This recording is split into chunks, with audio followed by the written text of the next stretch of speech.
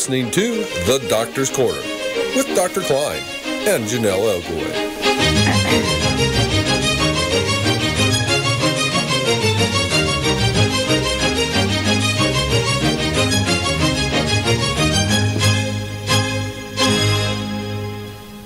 Good evening and welcome to the Doctor's Corner on CAW 360 Network. I'm your host, Janelle Elgaway, and we are here with Dr. Kline. Welcome, Dr. Kline. How are you this evening? Oh, just dandy. Good. Tonight we're going to focus on the recent D.E.A. raids on doctors, the F.D.A. filings, pharmacy issues within the opioid crisis, and of course questions from you. So if you have a comment or question for Dr. Kline, please call into the show at 415-915-2291. You can also chat live with our audience on YouTube channel Conspiracies Against Wellness livestream. So, if you don't mind, let's start out by going over what's been going on in the news within the last week. Could you? Well, the news continues to worsen. The opioid crisis, or opiate crisis, that's not really a crisis, has been turned into a horrible crisis. And we're seeing a sweep of un-American activities across the country. We're locking up children because they have brown skin and speak Spanish and are coming begging for asylum. Have people toured the harbor in New York and looked at that huge statue? Mm-hmm. This is what we're about as Americans. And it's bleeding over into the opiate problem, with law and order getting worse and worse. We're starting to see the beginnings of a police state. Now, I hate to say that, and I'm not really a politician, but the North Carolina legislature last week passed a law called the HOPE Act. Mm-hmm. And what is that? The HOPE Act basically allows the police to access your medical records without a warrant. This is our protection as Americans from a police state. You have to have a warrant to come into my home, my office, search my car, my business, my yard, my swimming pool, anything. Right. If the police want to search it, they have to get a warrant signed by a judge. Representative Greg Murphy, Greenville, a Republican, said, "We have gangs coming in from other states that are blanketing the state and are coming up with fraudulent prescriptions, blanketing pharmacies, getting these drugs quickly and quickly moving out of the state." I checked with some pharmacists, and they've never heard of this. Really? I don't know where he's got it, but this is the kind of language that you see during times of mass hysteria that occurred during the Salem witch trial with hangings, mm-hmm. that occurred during the McCarthy era with communists ruining people's careers and locking some people up. I visited with Representative Joe John today, mm-hmm. a Democrat in District 40, where I live up in North Raleigh, and he attempted to speak up in the legislature and said it's clearly an attempt to circumvent the search warrant requirement, which we've done for years, he said. He was also a judge. This is one little piece at a time. That's how you eat an 800-pound elephant, one bite at a time. Right. That's how you lose your liberty, one bite at a time, said another representative, Michael Speciale from New Bern. So there were people opposed to this, but it passed, unanimously almost, in the Republican legislature. Mm-hmm. This is a really serious problem, and to make it worse, I visited Representative John today to discuss a very nasty software program that's being sold by Appriss, A-P-P-R-I-S-S. It's a software company that is now selling a program called Narcs Care, N-A-R-X, right. Care. What is that exactly? It's a program that will go through patient records. They're going to connect it to the EMR. They're going to connect it to all the pharmacies and all the doctors. And they're going to present what they call, let me see the paper here, a Narcs score. predictive risk score. And the predictive risk is whether or not you're going to overdose. And then they're going to attach it to your medical records. Risk of overdose. How many of those people do you think are going to get prescriptions the rest of their lives? And what is this based off of? What kind of research have they done on this, of how to find this out? Yeah, they do the same research that racists did when they went to prisons, said, oh my goodness, look at all these African Americans in prison. African Americans must all be criminals. And that's what they're doing. They're using the CDC data, which is obtained from deaths in the streets from addicts. And they're trying to apply it to the general population that's on these computers that all of our prescriptions now go on. So every patient basically is going to possibly have they'll have this score, right? And you get a score, yeah, depending on how many pharmacies you've been to and what color your skin is. Oops, no, maybe not officially that. Yeah. Whether you're taking narcotics or sedatives, and then they give you a score. Does it actually go into like what you look like too for stereotypes? Like, it may not. You know, I was just exaggerating. But right. What they're doing is they're taking every bit of information and they're forming it into these risks of overdose scores that are unscientific. But the states are buying it up, and guess what? North Carolina has bought it. Oh my goodness. And it is now part of the data collection system that the police sit behind computers now instead of doing the much harder work of going out and investigating. Right. And they've got some company that says, hey, you don't need to do any more police work. Here's a list of people that are going to overdose and become addicts. It's just, it's profiling. Love It from YouTube asks, doesn't that violate our rights? Can we opt out of it? No. You can't, because you see, doctors bought electronic medical records approved by the government for money. Laura Polk asks, does it include all our DRG codes too? Yes, probably. Okay. Because these computers are set up to gather any information they want. Once they get into people's electronic medical records, there's an interesting thing. I was offered $20,000 by the government to purchase a electronic medical record that they approved. Huh. What? Recently? No, this was about 10 years ago. Okay. When they were starting up all that. So I decided not to. Mm-hmm. And I have paper records that are now safe, from prying by the police department. And it'd be interesting I just thought of this, for patients to say, doctor, I don't want my records on the electronic medical record. I want you to keep them separately on paper.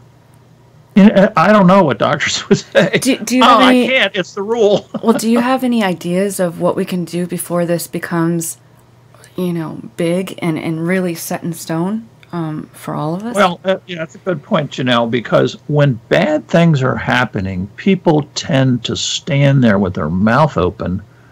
I don't believe this. And what we need to do is make our voices heard. And so we're back to the same old thing of calling up your legislator. Now, they may give you the bum's rush, but, if they get enough phone calls, they're going to start to worry about their next election. So, people need to call up their legislators and say, what's going on with the police being able to look in our medical records without a warrant? Well, what are you people doing? Even though it's been done, that doesn't mean that the general population can't call up people and worry them and say, look, you're an idiot. And if you think I'm going to vote for you, you're mistaken. Right. Laura Polk from YouTube asks, isn't this an obvious HIPAA violation? HIPAA, I was visiting a doctor. I was going to chat with him, and on the floor in the waiting room, this was also about 10 years ago, there was a HIPAA law summary that somebody had stepped on. So I picked it up and read it. It was a George Bush thing. It was horrifying. What the HIPAA law is actually an anti-privacy law. What it does is it gives as many people as possible access to your medical files without them notifying you that they're going to look into your medical files, and without telling you afterwards. This includes the police, insurance companies, legislative bodies, state bodies, even included in the first bill, people from fundraising committees. Really? That's how sick it was. The fundraising committees at hospital had access to your medical records without telling you. And that's the way it is now. HIPAA is a big joke. It's got nothing to do with privacy. That's the big lawsuits out west.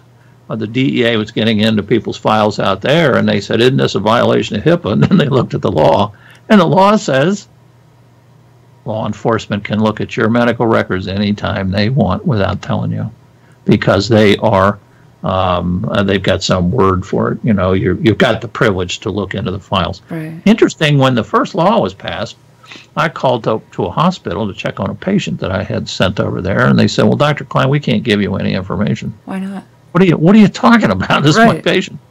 They said, well, the new HIPAA law didn't include doctors. Okay. It only included law enforcement, insurance companies, hospital administrators, fundraising committees. So what did you do? Over time, this has just developed into a cottage industry where they have all these meetings and conferences, and you can go and learn about, the best way to take care of patients in a nursing home or hospital is to have the chart right there on the bed, right. Like on MASH. Right. That's the best way, There it is. Everybody, well, oh no, HIPAA privacy laws, can't do that. Somebody might look at it. But it's okay for the police to come and look at it. Right. Love It from YouTube asked, why do we have to sign it to allow access then? I'm not sure. But see, that's not true. Not the HIPAA law is not written that way. I think it's just a phony thing. There's a lot of phony stuff that goes on. For example, I am now, as a doctor, an approved entity. That's what they're called, entities. So I can call over to a hospital and get medical records by just asking. And then they'll pull things like, well, we don't have a signed release. Well, I don't need a signed release. The HIPAA law says, as a doctor, I'm an entity, and I can get this information. Now, oh, no, you'll have to go and contact people in Pennsylvania that we've hired to get access to your patient's x-rays. Wow. Yeah. It's hard when things get this bad, not to right. get really depressed and want to go, out in the woods and live in a tent. Wait, but, we got to buck up and do something about it. Right. And what's crazy, too, is I've heard so many people say they can't even get their own records. Like, they're having a very hard time. Like, they'll keep putting it off, saying they don't have them or they can't get them to them.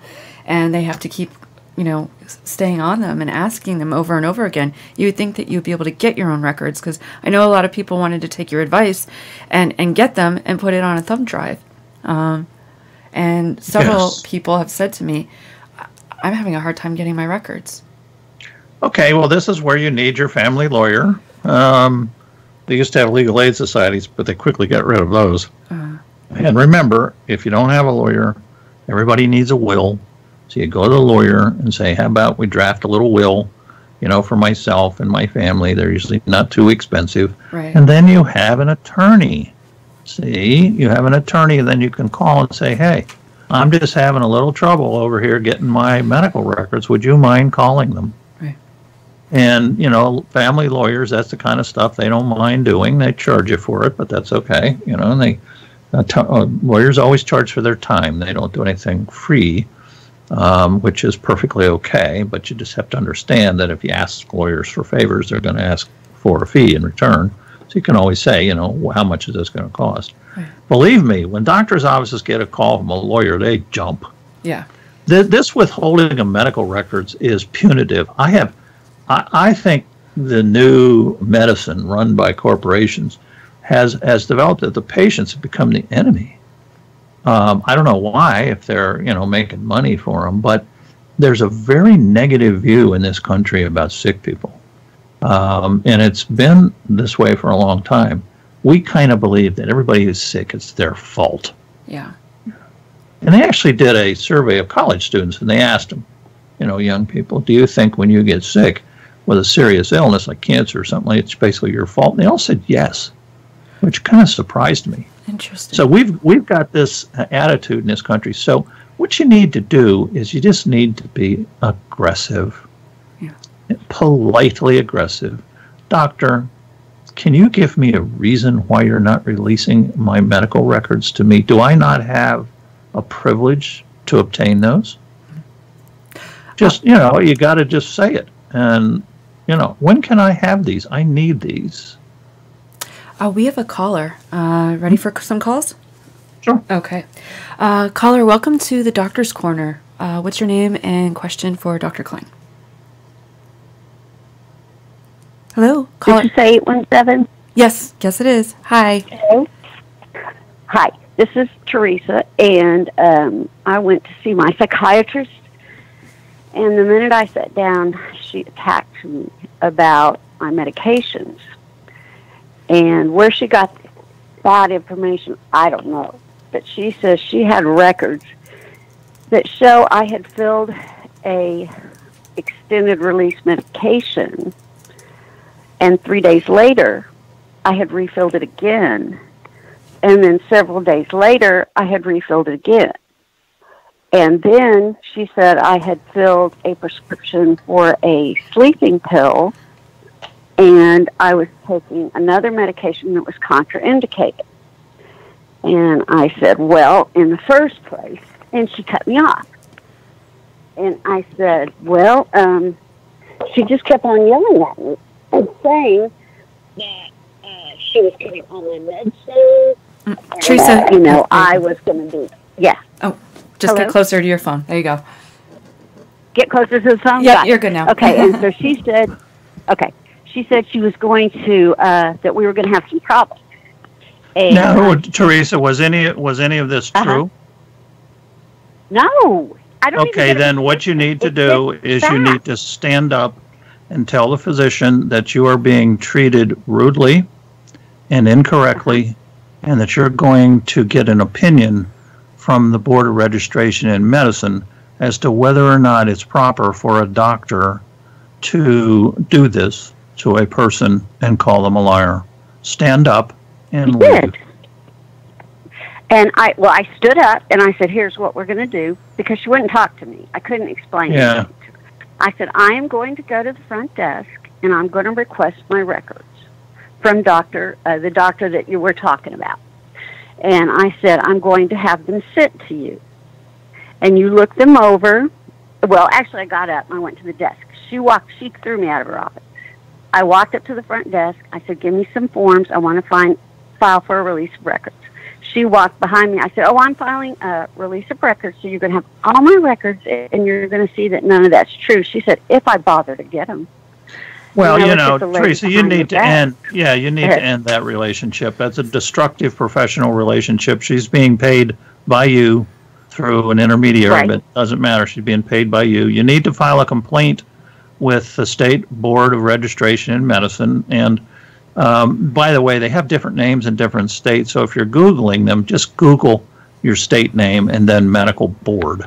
And you'll get there, and there's a little button you can press on it, and you just file a nice little factual, polite, complaint. Because if people don't file complaints, they're going to keep doing this, and that is a terrible, terrible crime when a professional attacks a sick person. Yeah. And, I went to my doctors. I went to every one of my doctors. I walked out that day. I made an appointment with my family practice, pain medicine, and any physician, my orthopedic doctor. And she also accused me of not telling one doctor, any of them, what I was on. So she was saying I was going in and not telling anybody what I was on. So I went to every doctor, paid my co-pay. First thing I said was, can I see my records to see what meds I'm on? They were all there, and I explained what happened.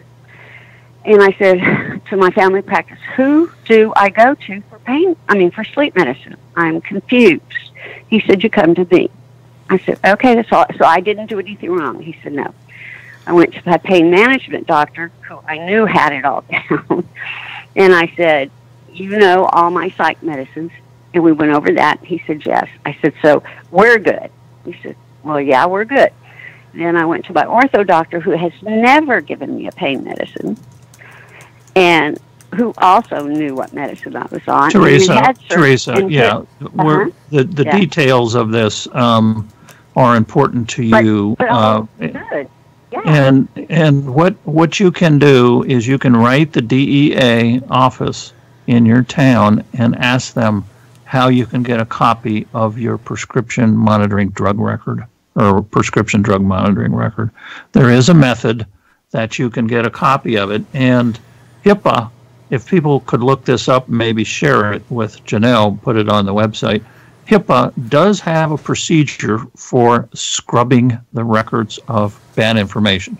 They don't make it easy, but I definitely would suggest you do that. And I appreciate you sharing this with us, because it's you can through a HIPAA or HIPAA. No, through HIPAA. I actually don't know the details, so maybe somebody can help us out by looking it up. But I know there is a method in HIPAA to get into your records and have corrections made. So I don't know how the details, but Teresa, maybe you could find it out and share it with us, because this is a common problem, that wrong information gets on these computers and it's stuck there.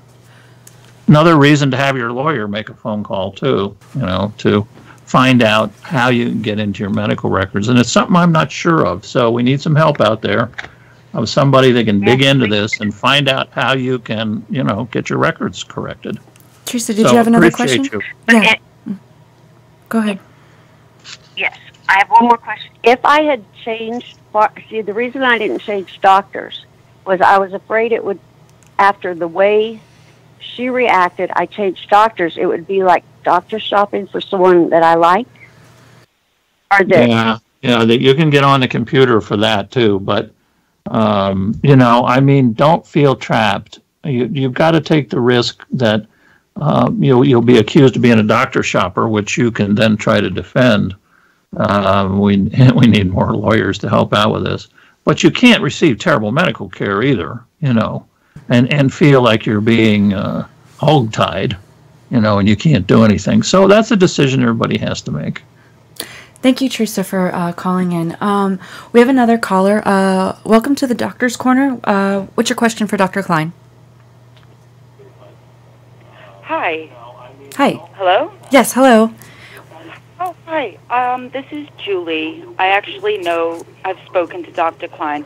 I wanted to ask him, I've been calling lawmakers constantly who are involved in anti-opiate laws. And I want to know exactly what should I be asking them, because I tell them my plight and I tell them what is happening, that we're doctor abandonment and we're being ruthlessly cut off. I have an incurable disease myself. And I don't know they ask me, what do I want? And I tell them I want a patient's rights bill. I would just like them to acknowledge that we exist, because not one lawmaker will even acknowledge this is happening to the incurable disabled. And that alone would be a start. And until somebody acknowledges it, and I don't know how to get any of these lawmakers to admit that this is happening.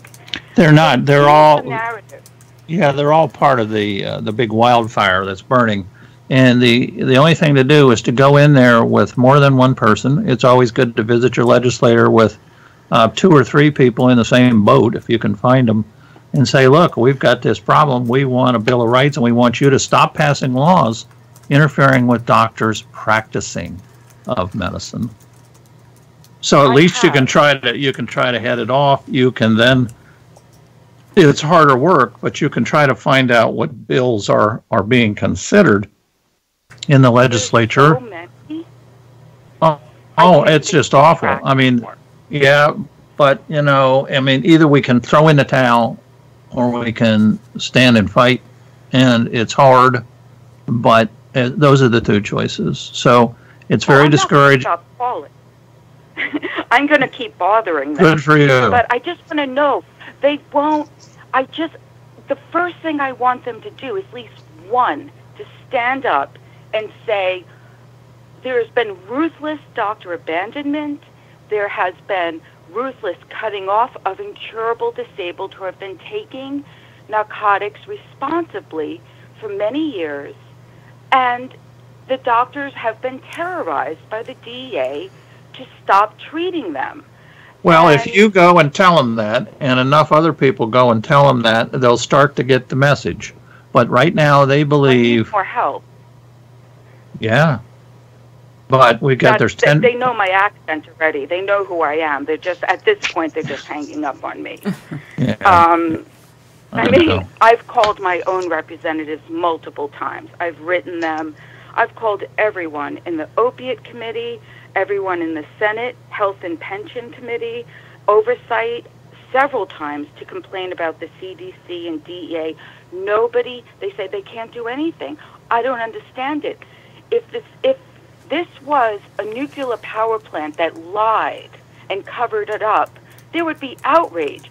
The CDC has enough biological warfare to destroy humanity, and nobody seems to care that they lied, and they doubled down on the lie. The oversight is completely okay with this. Every single member, I've called them all. I've called Congressman Cummings at least 7 times. They just said, well, there's nothing we can do. I've whistleblowed. I've done everything. Nobody will even acknowledge. They're just in a standstill. It's a bystander effect I have not seen ever in my life or have heard about. And possibly the Holocaust was the last time when they knew something was happening and nobody said anything and everyone turned the other way. What will break the bystander effect by lawmakers? I understand, though, I haven't heard the word opiate epidemic in a while, so I think something is changing, but it's not fast enough because there's too many people that are suffering. It's just, they just say, oh, you can find a doctor. They don't understand the medical system at all. Well, the other thing beside the legislature, and I would stop going if they're refusing to see you, is to write articles, try to get a local newspaper interested. It could be a small newspaper to get started. And it's always better with more than one person. Get together with a group of people. Groups are much more powerful than individuals. And just start to write this down. And, it's frustrating, but I would stay away from the legislature. And, people can start carrying signs. Every time people carry signs, it gets on the national news. So, but I understand your frustration, believe me. I can't. Yep. I have my condition because I can't go outside in the daytime. Yeah, and it's just too difficult for me. I have to work within my limits, and I do write them. Yeah. And writing an article, I suppose, USA Today apparently has taken some interest. I just feel like maybe I won't stop calling the lawmakers.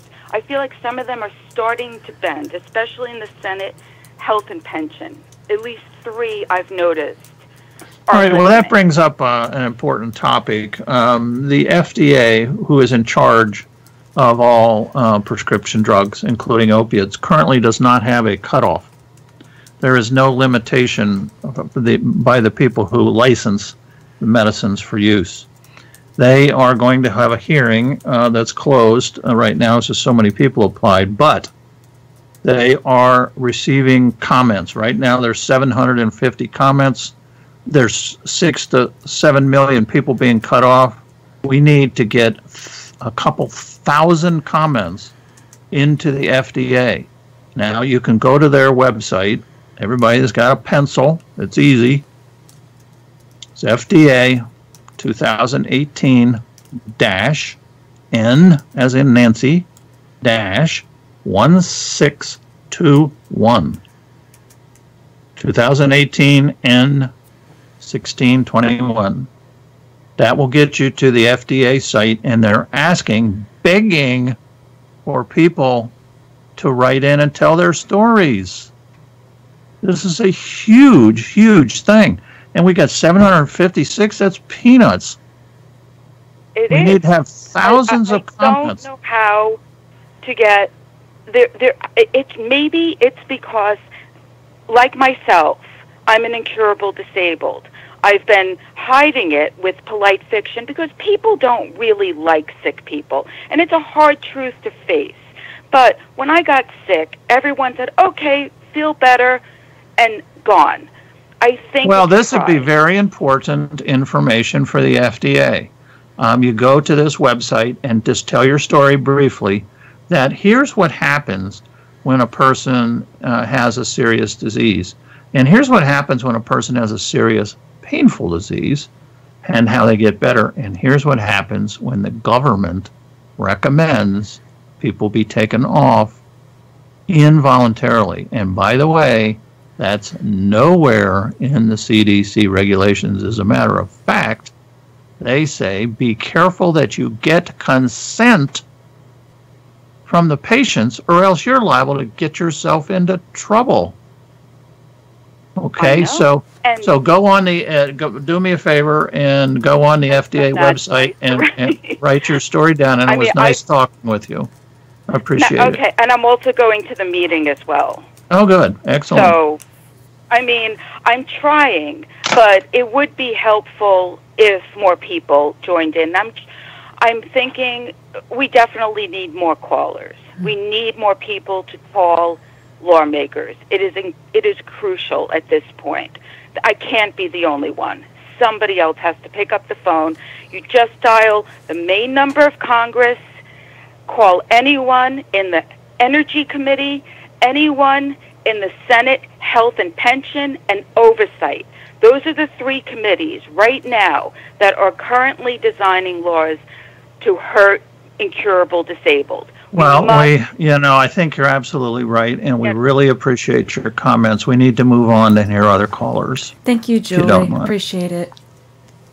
All right, next caller. Welcome to the Doctor's Corner.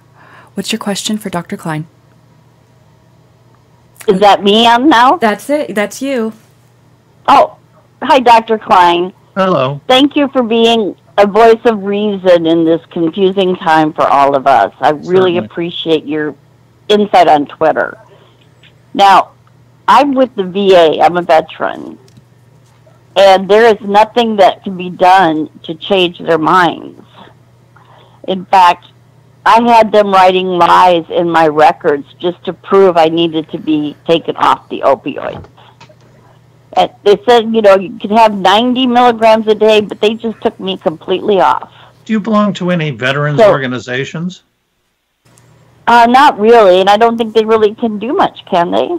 Well, yeah, that's the way it works in this country. Groups of people scream and yell. That's how they get things done. Mm-hmm. So, you might want to look up the Veterans Association and say, hey, what are we doing about this? Large numbers of people, believe me, have a lot more authority than, me visiting my representative today. It was nice I did that, but, it's not going to advance the problem. The VA is covering up suicides, and so large groups of people can make an impact. So I would suggest you look up the veterans, groups and join them. The Disabled American Veterans here. There you go. Perfect. So maybe I should go there. My question is, untreated pain leads to so much stuff, right? And my body, I've been off for over 2 years now, and my body is just breaking down. And I'm starting to think that I have fibromyalgia, but the VA will refuse to diagnose anybody that has a pain condition. They just pat you on the head and say, you're okay, and go on your way. That's why you need to go to veterans associations and get them going. People need to storm the offices with phone calls. What is going on here? How come you're not diagnosing pain? It's been diagnosed for 1,000 years. What's going on? And people need to start raising their voices and being reasonable, of course. But that's what you got to do. And, what did Martin Luther King do? He was addressing one of the worst horrors in the history of the world. where an entire generation of people who were dragged here from another continent were then treated like dogs. Now, what do? What did he do? He went public in a nice way. And he politicked behind the scenes. And he raised money. And he had people holding up signs that said, "You're treating us unfairly. We're Americans." So that's what we need to do, is study what has gone on before us. The prejudice against people with pain and illness is no different than the prejudice against African Americans, and is no different than prejudice against anybody in this country with dark skin, whether they be immigrants, American Indians, people from the Middle East. It doesn't matter. It's about racial purity, and it goes back a long, long way. Well, what do you do about it? You study Martin Luther King, because he did it nonviolently, and he did it through the courts. He did it through fundraisers, and that's what we need to do. We need to talk to people from the movement, back in the 60s and 70s, and get some tips, because we're in the same boat.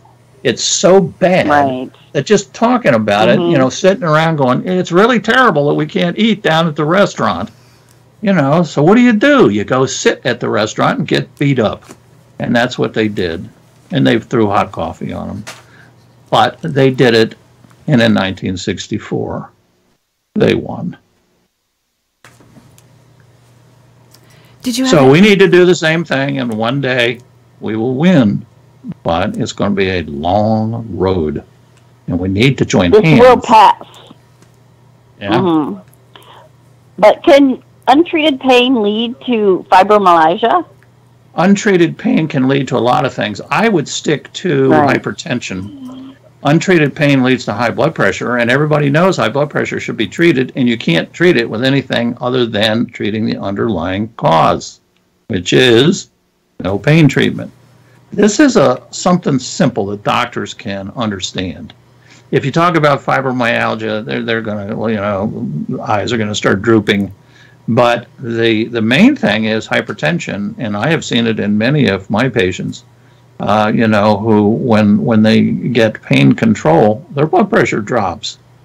I mean, this is a bad thing, You're taking me off of medicine. Now my blood pressure is going up. Are you going to take care of me when I have a stroke or a heart attack? Then the doctor says, well, I'll give you some blood pressure medicine. Nope. That's not what you do. When you have blood pressure from something else, you treat the underlying cause. If you have a hyperactive thyroid gland, you will get elevated blood pressure, and it's going to be completely resistant to all medicines except treating the thyroid problem. So that's something I would stick with. You say, doctor, I've got this high blood pressure from not being treated with medicines. What are we going to do about this? Am I at risk for a stroke, heart attack, peripheral artery disease with my high blood pressure? And most doctors will start nodding their head, because we're all brought up that way, that you treat hypertension, and it's true. But it's called secondary hypertension. In other words, it's coming from something else, and you treat something else. So I would use that, but you are right. Untreated pain, there's lots of articles on it. It has got a bad effect on people's bodies. This is just horrible. They take people off of medicine that has almost no toxicity. Yes, it can cause addiction, and 4 people per 1,000. That's pretty rare. And you can address that by asking people if they ever had any opiates. But hey, the effects of taking this safe, non-toxic medication away is just absolutely unbelievable, really. So, well, thank you for your call. We have another call. Caller, welcome to the Doctor's Corner. What's your question for Dr. Kline? Hi, I don't know if it's me that you're speaking with. Yes, it is. Okay. Hi, Dr. Kline. I want to thank you for being an advocate for intractable pain patients, first off. And I have spoken with you before. I'm Jennifer Davies. My husband's Andrew Sandler. And one of the things, I was listening to one of the previous callers, the caller before last, that I've discovered when calling politicians They want written documentation. Then they want you to go in. That's what I find in my state of Washington. And if you wouldn't mind, if I could just say that if there's any folks in Washington, I am taking letters for people that, are having some problems with mobility and presenting them, whether they're from Washington State or New York at this point. I just want to collect as many as possible. We have a congressman, my congressman, his name is Derek Kilmer. He's been very interested in making sure that intractable pain patients do have adequate treatment. So there is some hope there. I would agree, though, that at this point, we need to take 5 people with us, whatever. Just go talk to our congressman and just be present, because we're in the 11th hour. I am somebody that's been fortunate that I have been tapered a bit, but not very much. I'm fortunate that my medical records were incredibly well documented, but I know that my time is coming. I also am very aware that the national landscape toward intractable pain patients has shifted to a narrative that we are drug addicts, and if we're taking made up 90 morphine equivalents, then we are somehow selling those medicines. So my question to you, Dr. Kline, is I have my appointment with my new pain provider, and how do I have a conversation, because I know he'll want me to taper just because of his hands being tied. How can I resist being tapered? I think it's time that people say, I disagree with that. And then don't say anything. Okay. Just say, I disagree with that. What kind of and pause is that? And if he says, pregnant pause. It's called the pregnant pause. Mm-hmm. You just say, I disagree with that, and then you pause. And you wait for the other person to become uncomfortable with the silence. And then the person might say, why is that? And then you can give your logical reasons. I have an incurable disease that cannot be treated, and the only thing that I can do to function in life is to treat the pain. And my understanding is pain medicine has got a low toxicity, and my understanding is that anybody who's already taking an opiate will never addict. And then see what happens. Just do little chunks. And what you're doing is you're arguing for your rights. You're on the stand. You're Clarence Darrow. You're arguing for your position. So you need to do it logically, unemotionally, which is hard. I advise people to always take somebody to the office, just for moral support, because they've kind of got you, And then you can say, do you know that the CDC regulations warned against doing this without consent of the patients? And that's in there. It's in there that you always have to have a consent of the patient to taper. And say, doctor, have you read the CDC regulations? You can get them on the web just by putting in CDC guideline, and it'll pop up, and then you can read it and look through it and see if you can find anything about forced tapering. There's nothing there. And doctor, if you're taking it upon yourself to force me off a medication without support of the CDC regulations that you claim are behind this, then you are out there legally dangling. Because if you ever get into court and you say, why did you do this to Jennifer? And you say the CDC regulations, and then the lawyer comes over with them and says, show me. Where does it say that? So you took it upon yourself to take somebody off a medication. Do you do this for other medications? Do you take people off their heart medicines, high blood pressure medicines, because they have side effects? You just take people off? And you know what, doctor? Sorry. I think I'm going to ask for a legal opinion about this. I think you're in dangerous waters.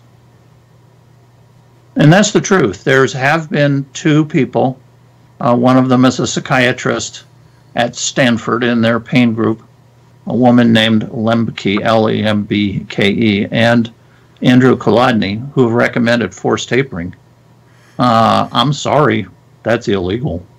It's unethical, and it puts people at extreme malpractice risk. If the lawyers would ever get off their duff and help out with these things. You can't do that. You can't tell a patient, I don't care what you say, I'm doing this without your consent. Do you know if I examine a patient without their consent, I can be arrested for assault? Consent's a big deal in medicine. You don't go into surgery without consent. You don't do anything without consent. Doctor, what other situations are there in medicine where something is done to the patient without their consent? It's back to the basics, Go ahead. Yeah. If you don't mind, I have another comment that I'm sure will might be a little polarizing, but I have felt that when my rheumatologist, who's in semi-retirement, when I shifted over to a pain provider, one of the things, it took me 22 different doctors to find one that would take me, but one of the things I realized was that the prescription monitoring database, they're looking at that ahead of time to see if they'll even take you. So it's being abused, and to me it's being abused in a way without my consent. I don't think the Drug Enforcement Agency should even have access to it, let alone the police now. So I find that when and of course I'm in Washington, which is really a harsh state, but when we're calling to, see if somebody will take us, they look us up immediately before we even step in the door. Jennifer, that might be a little project for you and some other people to just quietly call the regional ACLU office and say, we would like to come and present our case about the violation of our civil rights. And we cannot get medical care in this country because they have profiling computers that doctors check first that we do not have access to. This is gross. So you think that's valid? I do. This is gross profiling. See, what profiling, here's the way profiling works. You have a bunch of black folks in prison because they made laws to nab them on purpose. And so then you say, oh, gee, we got so many African Americans in prison, all African Americans must be criminals. See, that's the thinking. In other words, people die on the streets from heroin overdoses because they're taking a benzodiazepine, of course, in enormous doses, right? So therefore, Jennifer, who's taking a pain medicine and a benzodiazepine, gets on the computer as a risk for overdose. This kind of stuff is really basically unconstitutional. You cannot profile people in the United States of America. I don't know. I have proof in one particular situation because I had made an appointment. They went ahead and accepted it. They were going to send me paperwork. I called back. They went, oh, we're just not taking any more patients. And then I got the person to admit, that that's indeed what happened. Perfect. So, you got one case, Jennifer. That's all it takes. One case. The American Civil Liberties Union needs a case. That's how they get started. They don't just do things out of the blue. They have to have a case. So you've got the case, you see. In other words, that's enough evidence that they can follow up on it, and then they can find out more information about the Brandeis University, a famous Jewish university named after one of the most liberal chief justices ever, Louis Brandeis. And they are taking money from D.E.A. to develop these drug monitoring programs with red flags. And they send out reports called unsolicited reports. Are you ready for this? What a euphemism for tattling. Unsolicited report. Right. So they send out these unsolicited reports behind the scenes, and just what you said is what's happening to people. You are being denied health care because of a computer surveillance and profiling computer. And to me, if I was in the American Civil Liberties Union, I'd just leap up off my desk and get something going. I've tried. Worth a try, go with a couple people. I'll keep trying. Yeah. It's a big problem because we can't even get doctors I've been fortunate, but I know my luck will run out as well. But we can't get doctors because, like I said, they're profiling us even before we walk in the door. And I'm also, my background is in IT, so I see really how this is, my mind sees exactly how they're doing this. And so I have one other question. Why I feel like there was initially a lot of buy-in from doctors with this whole new 90 morphine equivalents, just from the physicians I've spoke with. And I also am wondering why there was so much buy-in, if you perceive it that way, and why some doctors that are good doctors that have not had patients, overdose and that have been treating patients for decades, why are some being targeted? I'm so sorry. Why others are not? Well, the DEA is operating under the instructions of the Attorney General. Doctors were first arrested in 1915 by the federal government misinterpreting a law, the Harrison Act. It was overturned 10 years later. It was too late.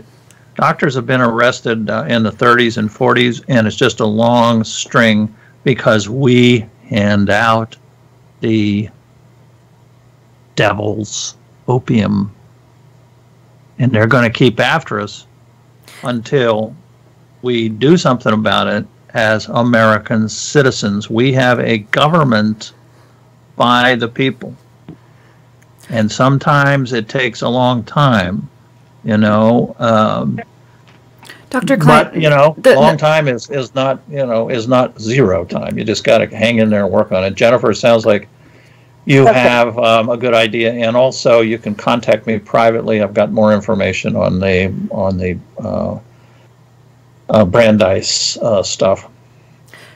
Dr. Kline. Okay, I have some stuff too. So. All right. Oh, I'm sorry. No, that's okay. I just had a question because you mentioned that doctors, they have patients that overdosed. Do the majority of doctors actually have patients that overdose, or do most never see that? That's a good question. I asked 3 pain medicine doctors. All 3 of them have been practicing more than 30 years, so that's 100 years of seeing nothing but pain patients. Mm-hmm. And I asked them, how many overdoses have you seen in your 30 years? Guess what? 0. 0. Wow. 0 amongst the 3 doctors. I asked them, how many of you have seen hyperalgesia? This supposedly your pain gets worse taking medicine. Mm-hmm. 0. How many of you have had people become addicted? That was a little fuzzier. People, once they're on it? Didn't know quite how to answer it. Once they're on it. Okay. And nobody could really think of any. So I would say the answer is almost 0. Because biologically, once you're on the medicine and you're not addicted, you never will become addicted because you don't have the gene. And you will never get high on opiates. You can get high on marijuana, cocaine, alcohol, amphetamines, but you won't get high on opiates. That's a big misconception. If people go out and seek opiates to get high, no, they don't. People who are addicted will get extremely high off opiates, but only those carrying the gene. And that's only 1 in 250 people. Jennifer, did you have any other questions for Dr. Kline? No. Thank you so much for your time, and thank you so much for being able to do what a lot of physicians are not willing to do. But also, I will have to criticize my own community for. I know we're all sick. I'm deathly sick myself, but we really do have to write letters with our address and our phone number, and we have to get those out. It's very important. Thank you very, very much. You're welcome. You're welcome, Jennifer. Dr. Kline, Aaron Sells from Facebook asks, YouTube, just afraid my doctor will drop me or suggest I find another doctor if I push for my rights. Does Dr. Kline suggest we have a backup doc before trying to talk about my treatment plan? Yes, that's a very good question. In other words, what you can do is, see, here's what doctors don't like. I'm here today, doctor, because I've run out of my medicine and I don't like my other doctor. Can you fill it? Mm-hmm. What is nice is to go in and say, I'd like to have a little talk with you if you don't mind. And I am unhappy with my pain management, and here's why I'm unhappy. And here's my story. I was diagnosed with this. I was treated with adequate pain medicine. It changed my life. I was able to do this, this, and this. Then I got taken off without my consent for no reason, in addition to, and then list the other problems with the other doctor. And I would like you to consider treating me and helping me with all of my issues. We have another question. Can you speak to checking for this gene, this addiction gene? Can you talk about it? Yeah, they've been the brain scientists have been working on this for quite some time. Even NIH says that this is a genetic malformed or malfunctioning receptor in the brain. So there's pretty much universal acceptance in the scientific community. This is really a brain disease. So they've been trying to track down the genes. It's hard because it's humans. You can't just grind up their brain and look at it under the microscope. So they have been diligently working, and they started off with one gene, identifying it, 2 genes, then it was 14 genes over in England, now it's 18 genes. As soon as it gets to the point that you got enough genes identified, then you can do a genetic test. And there's a company in California that's trying to market this, a couple of companies trying to market this. It's going to be about 80% effective, and while they look for even more genes, see, the more genes you get, the more accurate it gets. It's a long, arduous process, but yes, there's going to be a genetic test. Great. That's great. And that will prove that people do not have the ability to become addicted. If what everybody says about all the prescriptions that are written, blaming doctors, and we prescribe more than anybody else in the whole world, you would expect a lot more people to be addicted, and they aren't. Right. And that number hasn't gone up or gone down, really. It hasn't changed since 1920. We have the same percentage of people addicted, and the rest will never become addicted. People are afraid when they're on the medicine they're going to become addicted. Nope, not going to happen. Now, say if you do have the gene, and once they can do this, are you automatically going to be addicted if you take pain medication? And what if you need something? More than likely. Okay. More than likely. And then under controlled circumstances, what you can do is take a test dose and find out if you're going to, go on this celestial experience. And then if you do, that's confirming that you have the addiction disease. And then you approach it as a disease like diabetes or anything else. And we don't need to get into the details, but once it's identified, then you can say, okay, here's the plan. Here's what we're going to do. And you're going to need to avoid, these medicines because you're going to feel so good that you don't really want to do anything else in life. I mean, that's the kind of experience you have when you have these genetic predispositions to addiction. Now, when we talk about addiction, if you have an addiction gene, does that mean just for opioids, or is it across the board, cocaine, alcohol, whatever?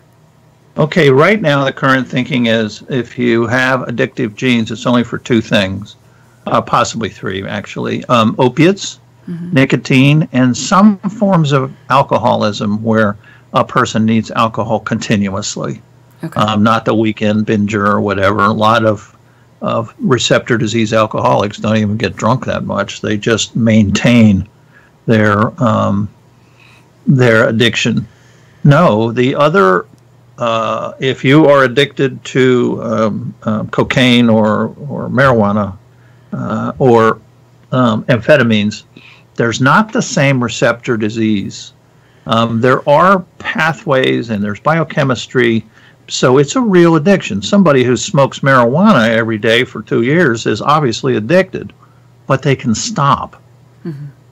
A person, so we call that addiction A. Right. Addiction B, which is the opiate and nicotine addiction, people cannot stop. It's a brain-driven thing. It's weird. It's a brain-driven disease. All of these, addiction houses, and they're getting a lot of money to help the addiction world from government grants and stuff like that. Why isn't there any research on this? Like, why aren't they putting something like this out? Too much money. I mean, if I ran an addiction house and had 10 people in it and then got some cheap motel and put them in it and got a couple of doctors and get $1,000 a day. Yeah. That's the standard fee. There's so much money in addiction treatment and there's no standardization. I can just set up any kind of program I want. I could wear a pointed hat and do incantations. Nobody has any rules about it. The whole treatment industry needs to be completely scrapped and start over. It always has to offer patients medication-assisted treatment, always. It can also offer blockers. It can help people if they really want to try to do it alone, which fails 90% of the time. But people need a choice of what kind of program they want. Do you want tough love program or do you want a nice, quiet, kind program? And talking to people with heroin addiction, it seems to be that some people need a tough program and some need a kind program. So people need to have the choice. And I think it should be done maybe a short-term inpatient stay just to get you away from your social environment, because even addiction B, which is a true heroin addiction, still has a behavioral component.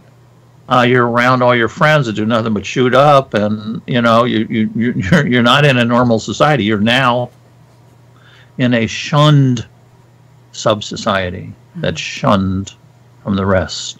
And so people get together for support, so you got all those problems.